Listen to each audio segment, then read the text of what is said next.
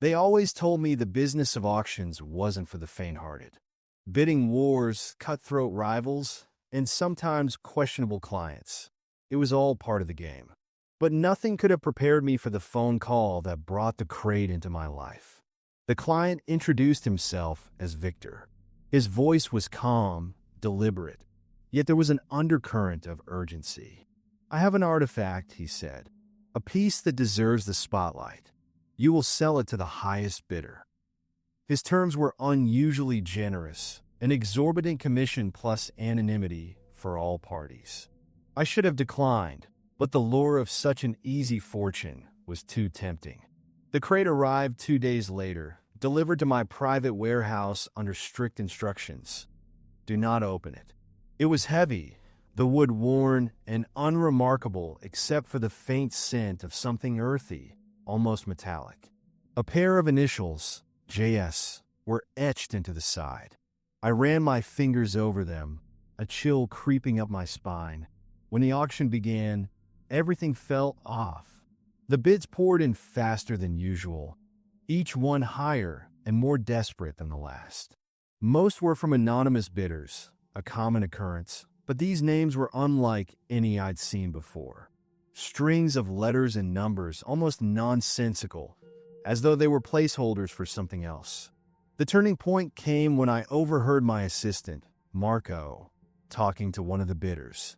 His face was pale as he whispered into the phone. "I don't think she knows what's in there." "No, she hasn't opened it." He froze when he saw me and quickly ended the call. "What was that about?" I demanded.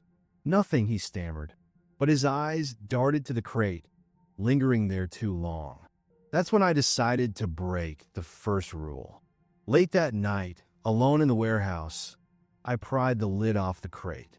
The room seemed to contract, the air growing heavy.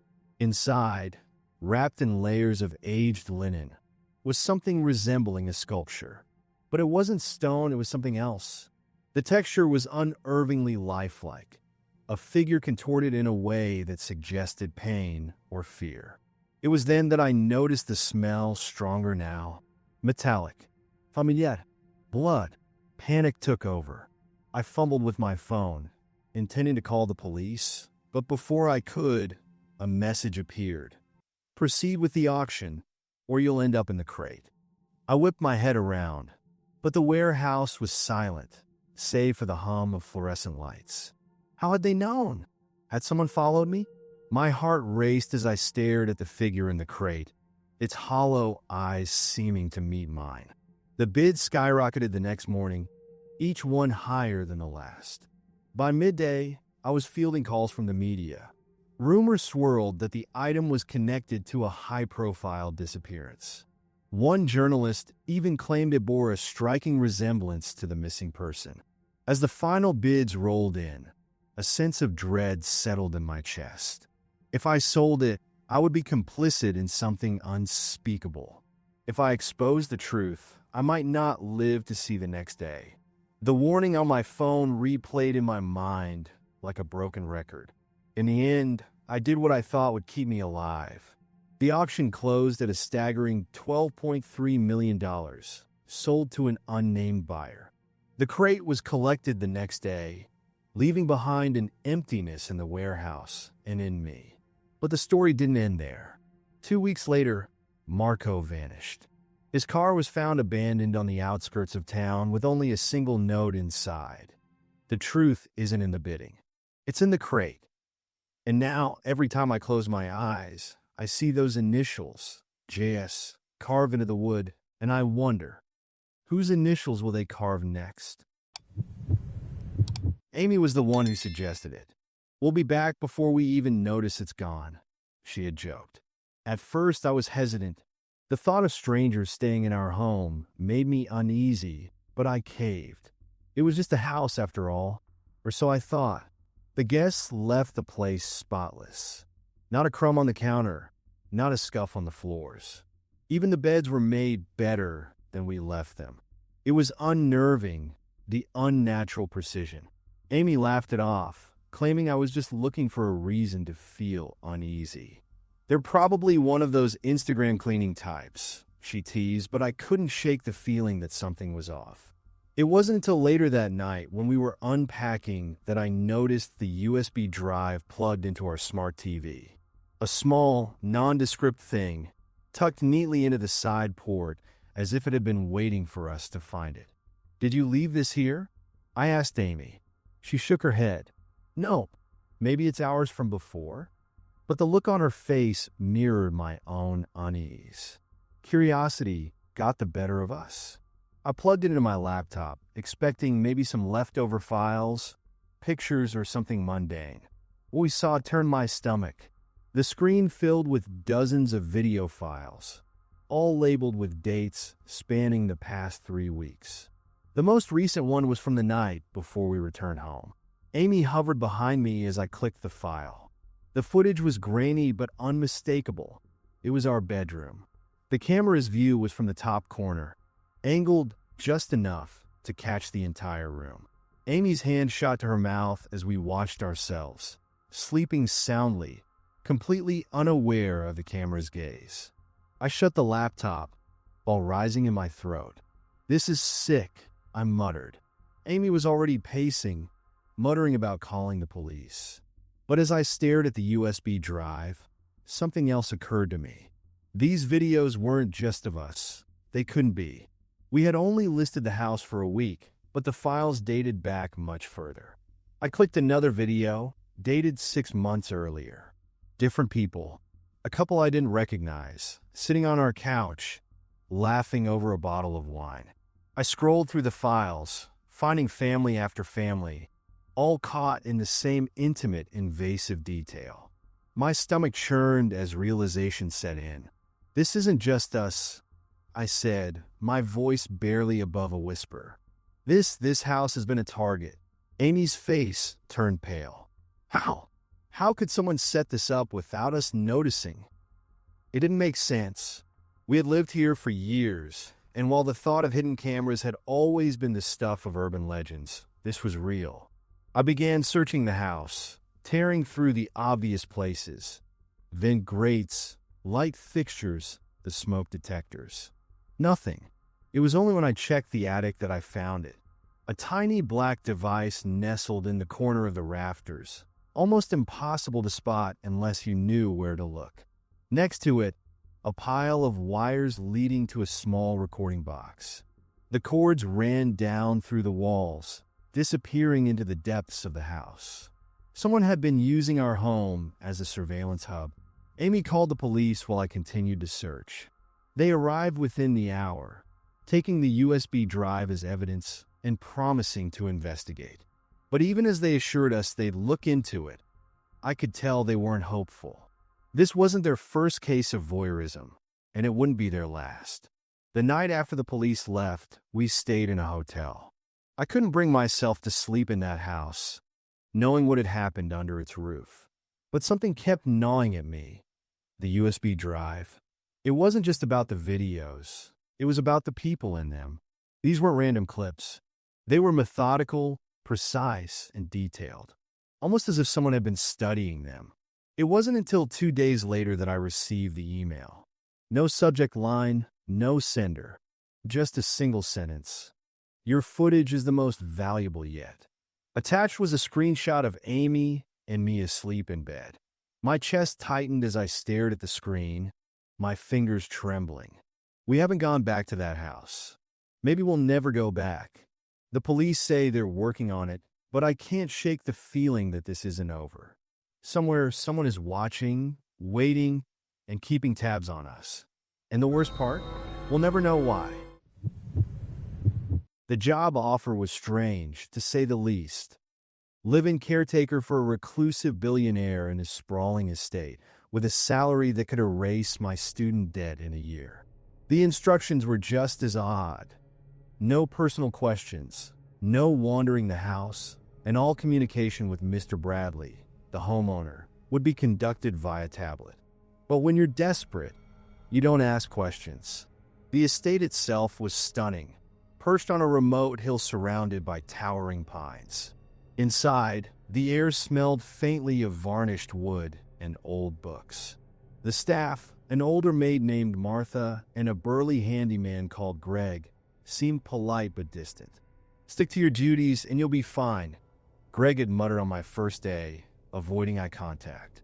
Mr. Bradley never left his room. Every message from him arrived via the sleek tablet he had issued me. At first, the instructions were mundane. Schedule maintenance, oversee deliveries, ensure his meals were sent out promptly. But soon, his messages began to take on an edge of paranoia. Don't trust the staff. Never leave the front door unlocked. If they ask about me, lie. I chalked it up to the eccentricity of a man who hadn't stepped outside in years. Yet, I couldn't help noticing the way Martha and Greg would exchange furtive glances when they thought I wasn't looking, the way their conversations would halt abruptly whenever I entered a room. It was late one night, weeks into the job, when the first unsettling thing happened. I was in my quarters, a small room off the main hall, when the tablet pinged. The message was brief. Check the kitchen. Now! My pulse quickened as I stepped into the darkened hallway. The house was eerily silent, the kind of silence that felt deliberate, as if the walls themselves were holding their breath. The kitchen was empty, its polished surfaces gleaming under the faint moonlight streaming through the window. Then I saw it, a drawer slightly ajar, a sharp blade missing from the knife block. A second ping. Leave. Immediately, I froze. Leave? Why? And where? My instincts screamed to follow the advice, but something tethered me to the spot. That's when I heard the faint creak of a floorboard behind me. I spun around, but the doorway was empty. The shadows seemed deeper than they should have been, but maybe my mind was playing tricks on me. I backed out of the kitchen, every hair on my body standing on end. When I reached my room, I locked the door and stared at the tablet, waiting for another message. Instead, the screen flashed with a new notification. Mr. Bradley is typing. The ellipsis danced on the screen for what felt like hours. When the message finally appeared, it chilled me to my core. I didn't send the last message. I stared at the screen, my hands trembling. If he hadn't sent it, who had? A sharp knock at my door shattered my thoughts. It was Greg. His broad frame filled the doorway as he leaned in, his voice low. "Everything all right?" I nodded stiffly, clutching the tablet like a lifeline. He hesitated, his eyes darting to the screen before offering a tight smile. "Let me know if you need anything." Then he was gone, his heavy footsteps retreating down the hall. The next morning, I decided to confront Mr. Bradley directly. The tablet wouldn't suffice. I climbed the winding staircase to the second floor, where his room sat at the end of a long, dimly lit corridor. My heart pounded as I raised my hand to knock. The door creaked open before I touched it.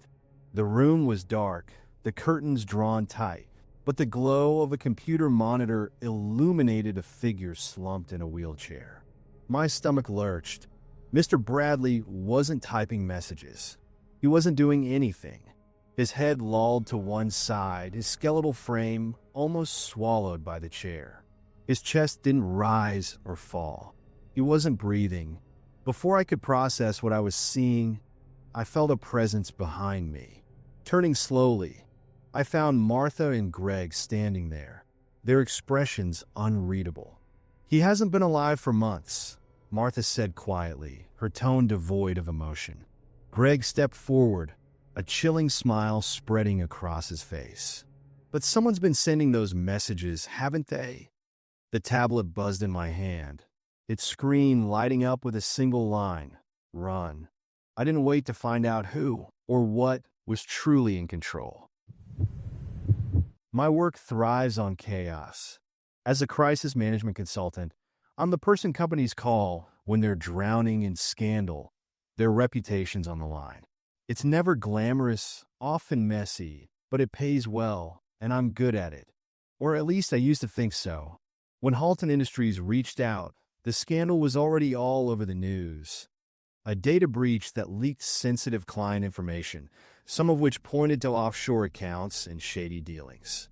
"We need discretion," the CEO, Mark Haynes, said during our first meeting. His eyes flicked nervously to the glass walls of the boardroom, as if someone might be listening. "Fix this, and you'll have whatever you need." It wasn't unusual for executives to be skittish in these situations, but something about Haynes unnerved me. His fingers drummed on the table in an uneven rhythm, and he avoided eye contact. Still, a job was a job. For the first few days, I did what I always do: gathered information, sorted through documents, and started piecing together the narrative they wanted to present to the media. But as I dug deeper, the cracks in the story grew wider. The data breach wasn't the result of some rogue hacker.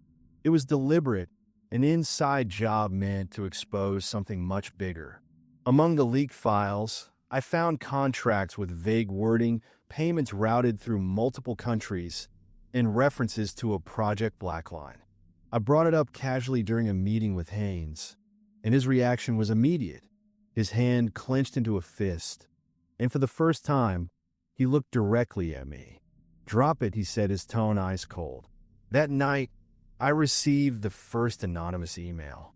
It had no subject line, just an attachment labeled blackline.pdf. My hands shook as I opened it, revealing a dossier filled with names, dates, and transactions. The names weren't just Halton employees. They were government officials, CEOs of rival firms, even journalists. The implications were staggering. The following morning, I went to confront Haynes, but he didn't show up for our meeting. His assistant claimed he was out of town for an emergency. It felt like a lie. I tried reaching out to the other board members, but calls went unanswered, and their offices were empty. Something was wrong. That evening, I got a text from a number I didn't recognize. "Stop digging." By now, I was scared. I decided to pull in one of my contacts, an investigative journalist named Laura. She was the kind of person who lived for uncovering the truth, no matter the cost. We met at a diner off the highway, a safe distance from the city. As I slid the dossier across the table to her, I noticed the way her eyes lit up. "This is huge," she whispered, "but you're in over your head. If these people are involved, they won't just let this slide." We agreed to meet the next day to plan our next steps, but Laura never showed up. I called her number repeatedly, but it went straight to voicemail. When I went to her apartment, the landlord claimed she had moved out that morning. He handed me a manila envelope she had left behind. Inside was a single sheet of paper with the words, "Don't trust anyone. Not even me." The paranoia set in fast. I started seeing the same black SUV in my neighborhood, parked in different spots every night. My phone buzzed constantly with unknown numbers, but no one spoke on the other end. Then the emails started again, this time with photos of me in my apartment, at the grocery store, even at the diner with Laura. One evening, as I sat in my car, the tablet they had issued me at Halton Industries buzzed. A message flashed on the screen.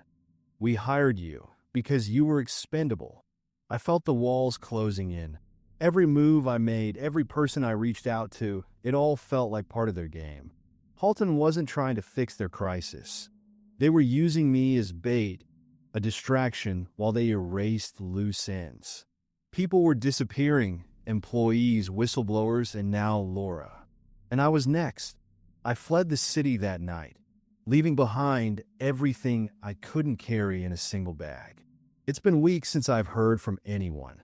The news stopped reporting on the Halton scandal, and it's as if the company never existed. Even my name has started to vanish. Social media profiles gone, my email deactivated. They're erasing me one step at a time, but I still have the dossier tucked safely in the lining of my bag. And I still have one card left to play, the truth. If I go down, I'll make sure their secrets go down with me. Night shifts at the docks are all about rhythm. The hum of engines, the clang of steel, and the steady thrum of cranes swinging containers onto ships. After 6 years, it had all become background noise, almost soothing in its predictability. That night, though, the rhythm broke. I was logging the manifest for the midnight shipment, standard routine. Each document detailed the contents of the containers: electronics, textiles, food supplies. But one list stood out. It wasn't like the others. The cargo description column wasn't filled with commodities. Instead, it had names. Just names. I stared at the paper, my brow furrowed. It wasn't just the oddity of the names. It was how clinical it all looked: columns of letters and numbers, formatted with machine-like precision. My stomach turned when I spotted one familiar name: Carlos Ortega. He worked the morning shift on the same dock. It didn't make sense. Why would his name be on a shipping manifest? I showed it to my supervisor, Dave, who brushed it off with a dismissive wave. "It's probably a clerical error. Just log it and move on," he said without looking up from his phone. His nonchalance gnawed at me, but I nodded and filed the document. Hours later, as the last containers were loaded, I saw Carlos's name in bold letters again, this time stenciled on the side of one of the shipping containers. The uneasy feeling I'd been nursing all night grew claws. The container was locked, as they all were, but the idea of those names wouldn't leave my mind. I tried to focus on the work, but my eyes kept drifting back to the container. When the crane operator stepped away for a break, I made a snap decision. I climbed onto the platform and pried open the corner of the container's door, just enough to peek inside. The smell hit me first, a mixture of sweat, fear, and something else I couldn't place. The space was packed with people. Men and women huddled together, their eyes wide and glassy in the dim light of a single hanging bulb. Some were motionless, slumped against the walls. Others stared back at me, their mouths moving soundlessly. My breath caught. I slammed the door shut, my hands shaking. I stepped back, heart pounding, as the crane operator returned. I couldn't let him see my panic. For the rest of the shift, I stayed silent. The image of those desperate faces burned into my mind. When I got home, I tried calling Carlos. No answer. His phone went straight to voicemail. My hands trembled as I left a message, my words tumbling over one another. "Call me back. It's urgent." The next day, Carlos didn't show up for his shift. Neither did Dave. When I asked around, no one seemed concerned. Probably sick or something, someone shrugged. But I knew better. That evening, I found a folded note slipped under my apartment door. It wasn't signed, but the handwriting was unmistakably Carlos's. "Don't trust anyone. Leave the dock before you're next." I wanted to run, but something kept me tethered. I need to know the truth. I returned to the docks that night, hoping for answers. I lingered near the shipping office, scanning the manifest for more clues. That's when I saw it. Another manifest, this time with my own name near the bottom of the list. My blood ran cold. The thought of my name scrawled on the side of a container, of someone peering in to find me slumped and motionless, was too much to bear. My instinct screamed at me to leave, but as I turned, I saw them. Two men in dark uniforms, standing by the exit, their eyes locked on me. I ducked into a maze of stacked containers, my pulse racing. Their footsteps echoed behind me, steady and deliberate.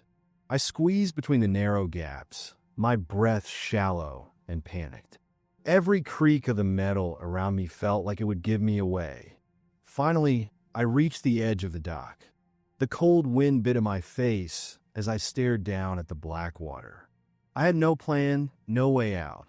The footsteps grew louder, closer. I made my choice. With one last breath, I leapt into the icy water, the shock knocking the air from my lungs. I swam blindly, the salt burning my eyes, until my limbs screamed for rest. When I finally pulled myself onto a distant pier, coughing and shivering, the docks were a distant silhouette against the night. I don't know how long I sat there, staring at the place that had been my second home. I've been running ever since, changing cities, changing names, but the fear remains. The names on that manifest, the people in that container, they haunt me. And every now and then, I catch the faintest whiff of that metallic, claustrophobic smell, and I wonder how long I have before they catch me too. The debate was supposed to be routine. Candidates throwing barbs, audience applause, and a predictable winner. I was never meant to be part of it. Just a producer, unseen and unimportant, making sure the broadcast ran smoothly. But 3 hours before airtime, I got the call. The scheduled moderator, Rebecca Lang, hadn't shown up. Calls to her went unanswered, and her car was still in her driveway. No one seemed concerned. She probably got cold feet, the executive producer said. We'll need you to step in. Me? I stammered, panic creeping into my voice. I'm not qualified. It's you or we cancel. And that's not happening. They dressed me in a blazer too tight at the shoulders, powdered my face, and handed me a stack of cards with pre-approved questions. My heart hammered in my chest as I stepped onto the stage. The lights were blinding, the applause deafening. I forced a smile and introduced the candidates. Senator Howard Blake, polished and unflappable, and Governor Eleanor Price, sharp and calculating. The first few questions went as planned. Blake waxed poetic about economic reform. Price countered with pointed criticism, and the audience ate it up. But then, as I reached for the next card, my earpiece crackled. Asked them about Benton Falls. The voice wasn't from the control room. It was deeper, raspier, and completely unfamiliar. I froze. My hand hovered over the stack of cards, and for a moment, I wondered if I'd imagined it. Ask them now. The voice repeated, more insistent. I glanced at the control booth. Through the glass, my colleagues gestured wildly, their faces distorted by the glare. They couldn't hear what I was hearing. Swallowing hard, I read the next card instead. It was a question about healthcare policy, but as I spoke, the earpiece buzzed again. It won't answer that. Ask about Benton Falls. The words were colder this time, sharper, like a blade pressed to my ear. My mouth went dry as I glanced at the candidates. Price was watching me, her eyes narrowed. Did she hear it too? The debate continued, but I couldn't focus. The voice returned, again and again, demanding that I deviate from the script. It wasn't until I shuffled the cards and found a blank one that I realized something was terribly wrong. Written in black ink, the words Benton Falls. Ask or she dies. The penmanship was jagged, the ink smudged as if someone had written it in haste. My breath hitched as I clenched the card, the edges biting into my palm. Rebecca Lang, the voice hissed. She's still alive for now. I glanced at the audience, at the cameras, searching for some clue, some sign of who was behind this. My chest tightened as the enormity of it sank in. The stakes weren't just political. They were personal. I cleared my throat, the microphone amplifying my hesitation. Senator Blake, Governor Price. I began, my voice trembling. Could you address the situation in Benton Falls? The room shifted. The audience murmured, a wave of confusion rippling through the crowd. Blake's confident smile faltered, and Price's knuckles whitened as she gripped the podium. There is no situation in Benton Falls, Blake said quickly, his tone clipped. Next question. But the earpiece crackled again. Push, or Rebecca dies. I think the audience deserves an explanation. I pressed, my voice trembling but resolute. There are rumors. Enough. Price's voice cut through the room like a whip. Her eyes burned with something between fury and fear. This is a smear tactic, and I won't dignify it. The lights seemed brighter, hotter, as the tension thickened. I tried to steady my breathing, but the voice returned, angrier now. She's running out of time. I couldn't take it anymore. What happened to Rebecca Lang? I blurted, my voice cracking. Where is she? The room erupted. The candidates shouted over one another. The audience roared, and the stage lights buzzed ominously. My earpiece crackled, but this time, the voice wasn't demanding. It was laughing, a low, guttural chuckle that made my skin crawl. Security swarmed the stage, ushering the candidates off as the broadcast cut to commercial. I was left alone under the lights, the sound of my ragged breathing echoing in the cavernous hall. Backstage, the executive producer grabbed my arm, his face pale. "What the hell was that?" he demanded. I didn't answer. My thoughts were consumed by Rebecca, by the voice, by the card I had crumpled in my hand. When I opened my palm, the ink had smudged, but the message was clear. "You're next." The debate was never aired in full. Both candidates declined to comment, and Rebecca Lang's disappearance was quietly swept under the rug. But I know what I heard, and every time I close my eyes, I wonder if she's still alive, or if she ever was to begin with. Government labs are supposed to be secure. That's what they tell you on day one, handing you the badge, the keys, and the non-disclosure agreement thicker than your employee manual. But security means nothing when the real danger is already inside. I wasn't supposed to be working that night. My shift had ended hours earlier, but a report needed finishing, and I didn't want to leave it incomplete. The lab was quiet, the hum of servers and fluorescent lights the only sounds. The hallways stretched out empty, a sterile labyrinth of glass and steel. It wasn't until I noticed the access logs that something felt wrong. Every employee badge swipe was time-stamped and recorded. I was skimming through them, half-focused, until I saw Dr. Hargrove's ID. His badge had been used at 2:13 a.m. to enter Lab 7. The problem was, Dr. Hargrove hadn't shown up for work in weeks. I stared at the screen, waiting for it to make sense. Maybe it was a glitch, I thought, but the logs were clear. Someone or something had used his ID. My chest tightened as I glanced toward Lab 7 at the far end of the corridor. Its windows were dark, the doors shut tight. I told myself to let it go. Whatever it wasn't my problem. But curiosity overrode caution. Grabbing my badge, I headed down the hallway, each step echoing in the emptiness. The door to Lab 7 required dual authentication. My badge beeped, the light flashing green, and I hesitated. There was a second code needed, and without thinking, I typed in the one I'd seen Dr. Hargrove use once. To my surprise, the lock clicked open. The air inside was stale heavy. The room wasn't just dark. It felt abandoned, like no one had touched it in months. Dust covered the consoles, and the faint outline of smudged fingerprints lingered on the glass walls.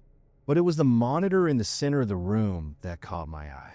It was on, its glow faint and flickering, as though struggling to stay alive. I moved closer, my pulse quickening. The screen displayed a list of file names, all labeled with cryptic tags. Trial 7, Failure, Trial 12, Terminated, and Trial 18, Inconclusive. One file stood out, highlighted in bold. Experiment 19, Playback. My hand hovered over the keyboard. Every instinct screamed to walk away, to pretend I'd never seen any of this. But I clicked it anyway. The screen went black for a moment before the video began. The footage was grainy, the timestamp in the corner confirming it was recent, 2 nights ago.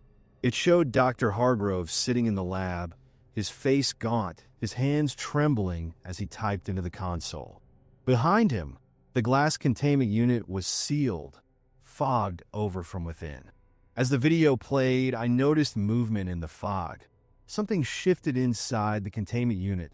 Something large. Hargrove turned toward it, his face a mix of fear and fascination. Then the feed cut out, replaced by static. I leaned closer, trying to make sense of it, when the monitor flickered back on.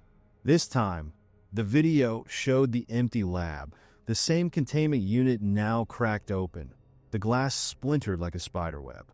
My heart thudded in my chest as I realized there was no timestamp on this footage. The screen glitched again, and for a moment, the camera seemed to tilt, almost as if it were being moved. Then I saw it, a brief flash of something crawling across the floor, its limbs elongated and wrong. The feed froze on a single frame. A shadowed figure hunched near the lab door, its face obscured but too close to human. The screen went dark, and my reflection stared back at me, pale and wide-eyed. I slammed the keyboard, trying to eject the drive, but the system locked me out. That's when I heard it, the faintest sound behind me. A scrape, like nails dragging against metal. I spun around, the room empty. My breath came in short bursts as I backed toward the door.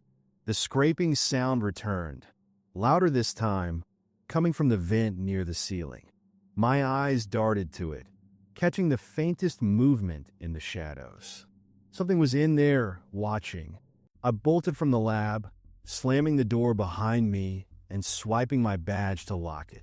My chest heaved as I stared through the glass. For a moment, all was still. Then, from deep within the room, the monitor blinked back on. A message scrolled across the screen. You shouldn't have watched. I'd have been back to the lab since that night. My badge access was revoked the next morning, my workstation wiped clean. No one talks about Dr. Hargrove, and any mention of Lab 7 is met with silence.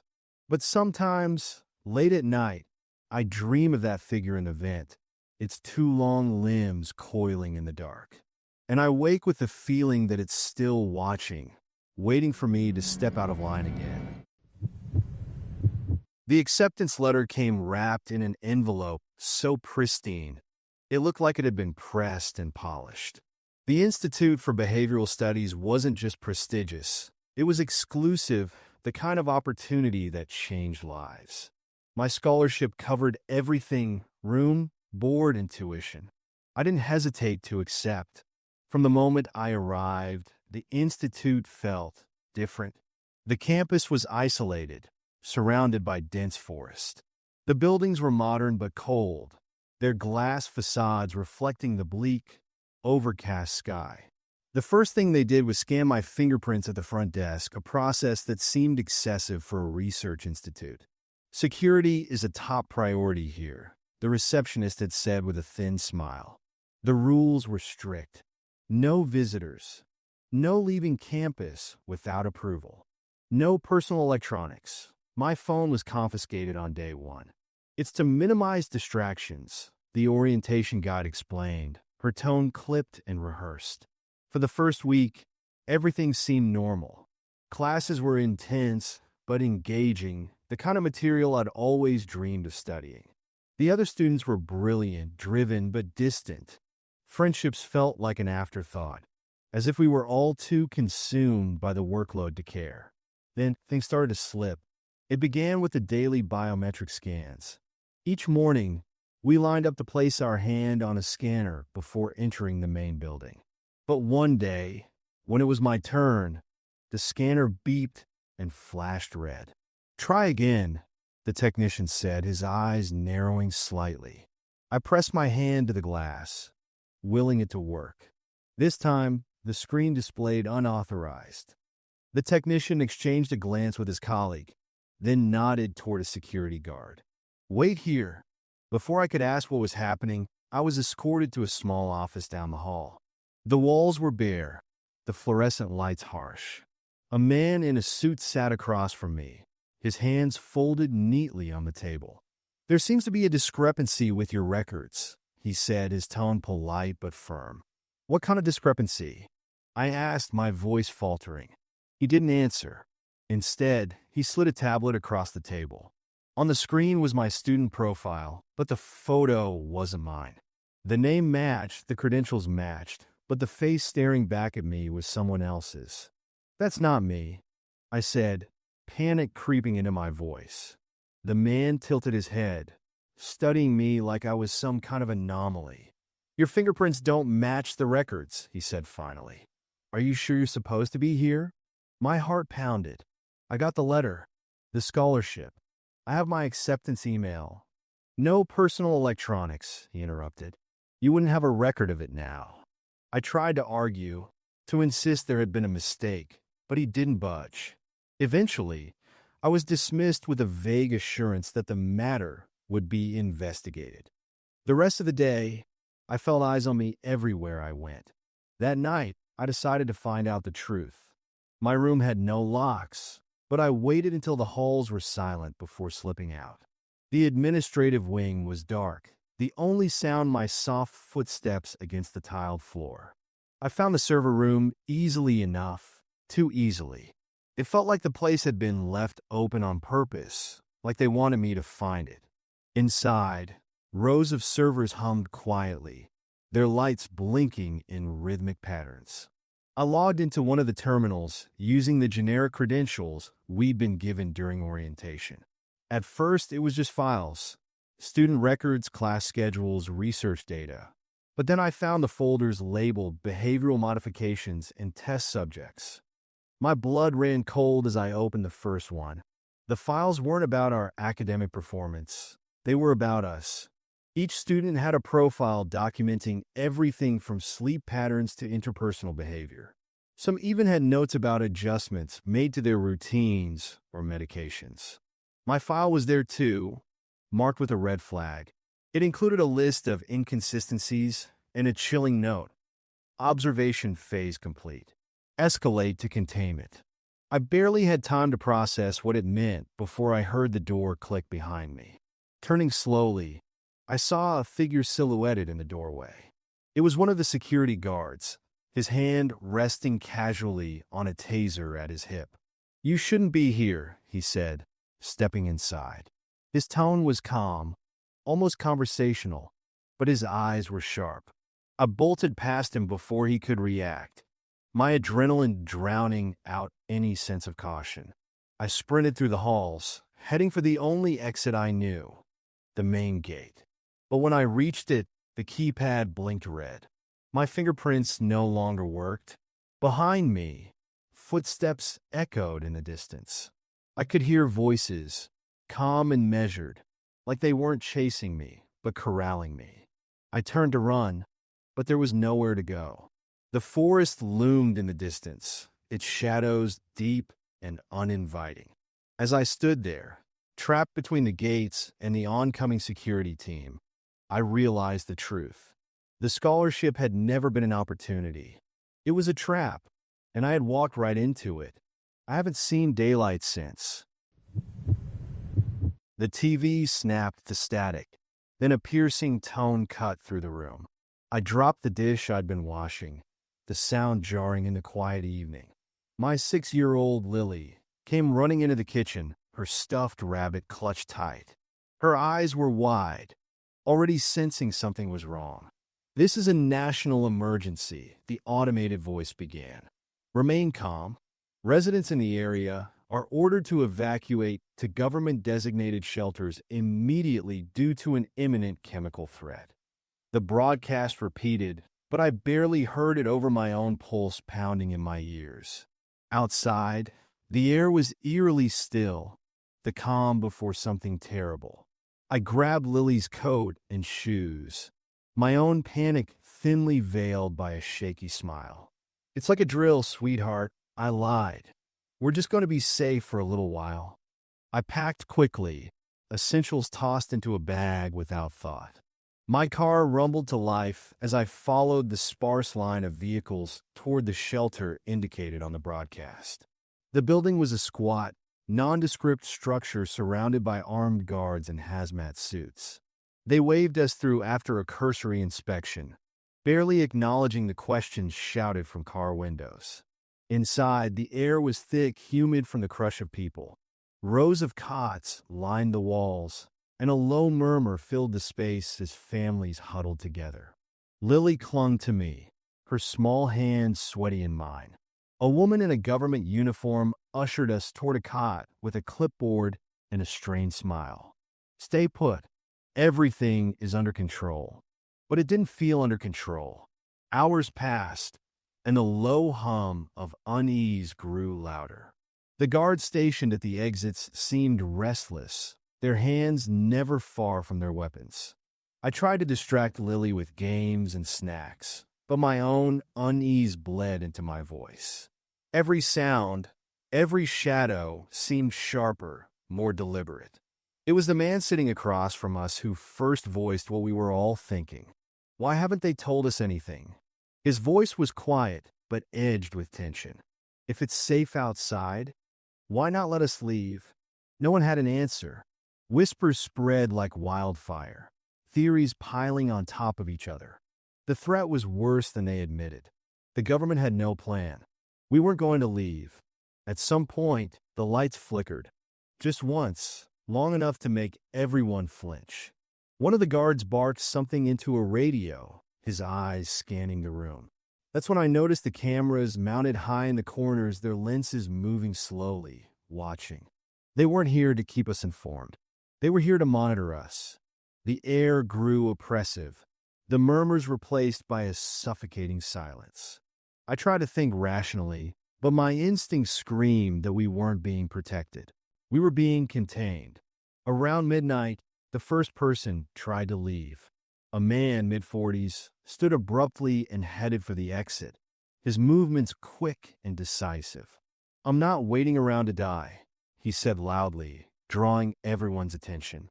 A guard intercepted him, their voices low but tense. When the man tried to push past, the guard raised his weapon.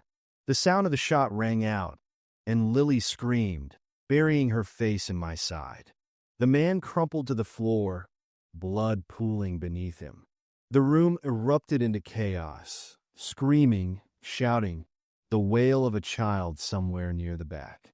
The guards formed a line at the exits, their faces grim, weapons raised. "This is for your safety," one of them barked. "Do not attempt to leave." But no one believed them anymore. I clutched Lily tighter, my heart pounding so loudly I thought it might burst. I scanned the room, searching for any way out, but the walls were solid, the exits sealed by armed men. My mind raced. If we stayed, we were sitting ducks. But if we tried to leave, we'd end up like the man on the floor. Lily's voice broke through my panic, a whisper against my shoulder. "Mommy, why are they keeping us here?" I didn't have an answer. The hours dragged on, the tension thick enough to choke. Some people started banging on the walls. Others huddled together, whispering prayers. The guards watched, unmoving, their eyes scanning the crowd for signs of rebellion. It wasn't until the next morning that another broadcast came. The same voice, the same robotic tone. "The chemical threat has been neutralized. You may now leave the shelter. Thank you for your cooperation." The doors opened, and people hesitated. The guards lowered their weapons but stayed in position, their expressions unreadable. One by one, we stepped into the bright morning light, the air crisp and clean. It looked so normal, so ordinary, as if nothing had happened. But as I looked back at the shelter, at the cameras still tracking us as we left, I realized something. Whatever danger we'd been warned about, it hadn't come from outside. It had been inside with us the entire time. I was ready for the trial of my career. Months of late nights and meticulous preparation had led to this. A case against Rivenex Corporation, a company so powerful it practically owned the city. My client, Ethan Porter, was a former employee with enough evidence to blow the lid off their corrupt practices. This case wasn't just about money. It was about exposing the rot festering behind their polished facade. The courthouse was eerily quiet when I arrived that morning. The security guard barely looked at me as I passed through the metal detector. It was unusual, given how high-profile the case was. I climbed the marble steps to the courtroom, my shoes clicking against the stone, each sound louder than it should have been. The doors to the courtroom were slightly ajar, but the lights were dim inside. I pushed them open and froze. The room was empty. No judge, no jury, no opposing counsel. Even Ethan was missing. My pulse quickened as I checked my watch. I wasn't early. If anything, I was 5 minutes late. I pulled out my phone to call Ethan, but there was no signal. Not a single bar. I stepped out into the hallway, expecting to see the bustling activity, that always accompanied trials like this, but the corridors were deserted. The silence was oppressive, heavy. I returned to the courtroom, unease clawing at the edges of my mind. My briefcase felt suddenly useless in my hand. I placed it on the plaintiff's table and sat, hoping anyone, would arrive to explain what was happening. That's when my phone buzzed. A single text lit up the screen. The trial is still on. Check the judge's chambers. My breath hitched. The number was unlisted. My fingers trembled as I typed back. Who is this? No response. Against my better judgment, I headed for the judge's chambers. The hallway seemed darker now, the fluorescent lights buzzing faintly overhead. When I reached the door, it was locked, but the faintest sound of movement came from within. I knocked. Hello? Judge Malcolm. The noise stopped. Silence. I hesitated, then knocked again, harder this time. The door creaked open an inch, just enough for me to see a sliver of the room. Inside, the desk was overturned, papers scattered across the floor. A faint metallic scent hung in the air. Blood? The door swung open fully on its own, revealing the chaos within. But there was no one there. My phone buzzed again. You have 20 minutes to prove your case. If you fail, Ethan dies. A cold chill ran down my spine. I darted back to the courtroom, my mind racing. The screen on my phone glitched, and then a video feed appeared, a grainy live stream. Ethan was bound to a chair in a dark room, his head slumped forward. A man in a mask stood behind him, a knife glinting in his hand. Who are you? I shouted, my voice echoing off the empty walls. My phone buzzed in response. Focus on the trial. The evidence is all around you. The evidence? The courtroom was empty, except for my briefcase and the haunting emptiness of the space. I flipped through the documents I had prepared, scanning for anything I might have missed, but nothing stood out. My breathing grew shallow as the clock on my phone ticked down. Desperate, I turned to the judge's bench. A stack of files sat there, untouched. My stomach twisted as I rifled through them. They weren't my case files. They were sealed documents stamped with the Rivenex logo. Confidential memos, internal communications, evidence I'd never seen before. Among them was a single sheet of paper, a transcript of a conversation between Ethan and Rivenex executives. They had threatened him, blackmailed him into silence. But there was more, a line that sent a chill down my spine. Contain her before the trial. We can't afford exposure. Her? My hands shook. They weren't just after Ethan. They were after me. The phone buzzed again, the live stream flashing back on. The man in the mask tilted Ethan's head up. He was conscious now, his eyes wide with fear. A timer appeared in the corner of the screen, counting down from 5 minutes. I stood in the center of the courtroom, the files clutched in my hands. I have the evidence. I shouted at no one, at whoever was watching. You can't hide this. The timer ticked down to 0. The screen went black. The room was silent again, the air thick with my failure. My phone buzzed one last time. The trial is over. When I left the courtroom, the building was as empty as when I'd arrived. No police, no press. Just the quiet hum of a system that had swallowed the truth whole. I'll never know what happened to Ethan, or who was really pulling the strings. All I know is that the next time I step into a courtroom, I won't just be fighting for justice. I'll be fighting to survive. Don't forget to subscribe. You are the best.